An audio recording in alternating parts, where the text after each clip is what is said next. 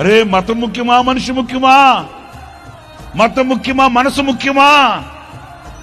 తెలియదు. ఈ రోజున రాక్షసత్వంతో పెనవేసుకుని బ్రతుకుతున్న కుళ్ళిన సమాజంలో మనిషికి మానవ విలువ తెలియట్లే.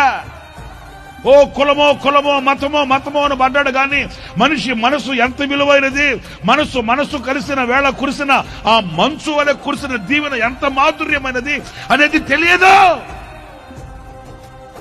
కులం అనే పేరుతో, మతం అనే పేరుతో మారణకాండ చేస్తూ ఈరోజున మనిషిని రక్తపాతం చేయాలని కొనసాగుతున్న రాక్షసత్వం ఏలుతున్న రోజులు ఇవి.